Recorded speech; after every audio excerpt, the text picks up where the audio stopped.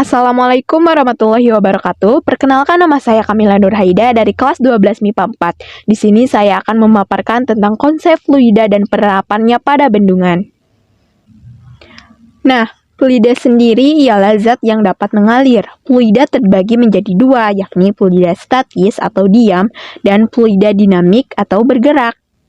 Nah, di sini saya akan membahas tentang sebagian materi tentang fluida statis. Di dalam fluida statis terdapat tekanan. Tekanan ialah gaya yang dapat bekerja tiap satuan waktu dengan tekanan atau P berbanding lurus dengan gaya atau F dan berbanding terbalik dengan luas penampang dengan rumus P sama dengan F per A atau M kali G per A.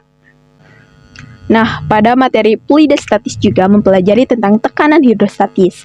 Adanya tekanan di dalam bagian zat cair disebabkan oleh gaya gravitasi yang bekerja pada setiap bagian zat cair. Besar tekanan bergantung pada kedalamannya. Semakin dalam letak suatu bagian zat cair, maka semakin besar pula tekanan yang terjadi pada bagian itu. Tekanan pada zat cair yang terjadi karena kedalamannya inilah yang disebut dengan tekanan hidrostatis.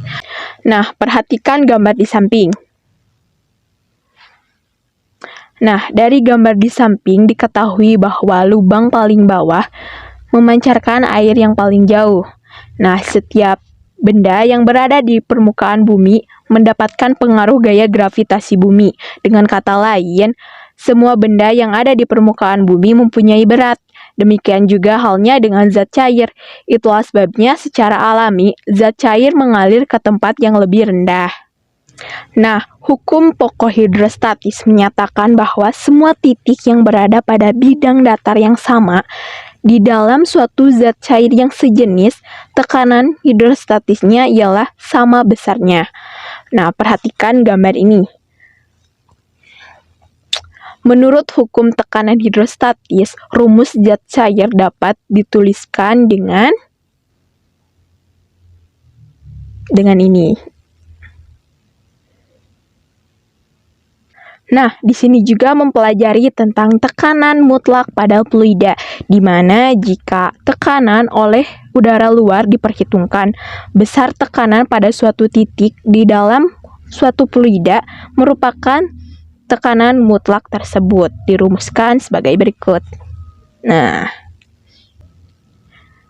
dari rumus yang tadi dapat disimpulkan bahwa tekanan dalam zat cair hanya bergantung pada jenis dan kedalaman zat cair, tidak bergantung pada bentuk wadah.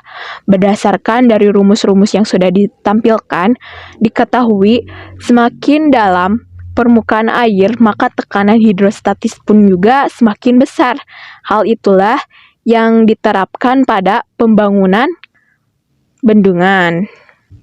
Nah, sebelum itu perhatikan gambar ini. Nah, setelah melihat gambar barusan, mungkin ada yang bertanya-tanya, mengapa pada pembuatan bendungan, dinding pada bagian bawah lebih tebal daripada dinding bagian atas? Nah, hal itu pun sesuai dengan tekanan hidrostatis tadi, yakni semakin dalam, maka tekanan semakin besar pula. Dinding bendungan pada bagian bawah dibuat lebih tebal dikarenakan supaya bendungan tidak jebol, karena tekanan terbesar terdapat pada permukaan zat cair. Nah, karena hal itulah pembuatan dinding bendungan pada bagian bawah lebih tebal daripada bagian atas. Mungkin itulah beberapa hal yang dapat saya sampaikan. Mohon maaf apabila terdapat banyak kesalahan. Wassalamualaikum warahmatullahi wabarakatuh.